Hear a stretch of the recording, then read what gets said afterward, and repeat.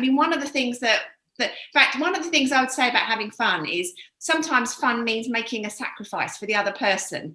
And I have to say that Nick made a sacrifice for me. I didn't force the issue by any means, but I've always thought I'd love dancing. I love to do, like, the whole Strictly stuff. And I said to Nick some years ago, oh, come on, let's go dancing. And Nick's basically thinking, well, if I've got spare time, it won't be for dancing, thanks, I can't imagine why you would take that position. I really can't understand that. Yeah, my response wasn't quite what you'd hoped for. It was a kind of, nah. Well, you say that. I thought it probably would be a no, but you've got to ask, haven't you? But good job I did ask, because... Well, I suppose it was probably 2 or 3 years later. Eventually, and you'd stopped asking about dancing, but what was it, 2 years?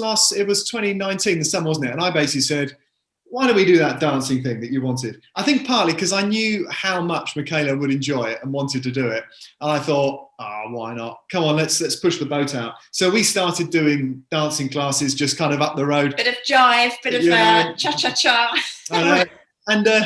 And actually, I still, I still wouldn't say dancing is a hobby. But I genuinely enjoy the evening when we go dancing, partly because I often say you've got your dancing face on, because that beaming smile, as soon as we start tottering around the dance floor. Tottering, we've become very professional, I have Sorry, as when we start gliding around the dance floor, you love it so much. Yeah. And we've met really nice people there, and actually it has become a good fun thing to do together. And it wasn't on my radar, never would have been on my list of things that I think, must start that.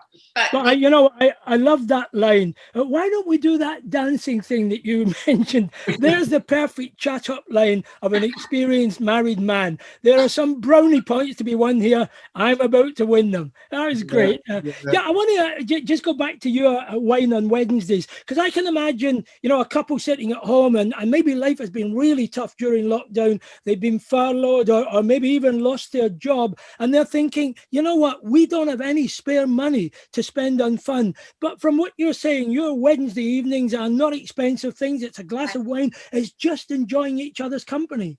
Yeah, definitely. I think it is just, it's saying we prioritize this relationship, so we're going to set aside some time to be with each other. And as Nick said, partly it is about, sometimes it can be like, checking in with each other, how we're doing, what's going on. But sometimes, we do that quite a bit anyway at different times. But actually just saying, no, let's just really enjoy one another's company. And as you say, a bottle of wine doesn't have to be very expensive, but it could just be, you just have a cup of tea together and you watch your favourite film or something. And in some respect, it's not so much the activity, it's not, well, if we could afford this, then definitely that'd be great for our relationship. Then we'd have fun. Then we'd have fun. Yeah. It's actually the time, it's carving the time out, being, like we said, intentional about it and choosing that time together. That's what makes it work, because it's that mindset of saying we are investing in one another and we are investing time amidst the busyness with each other.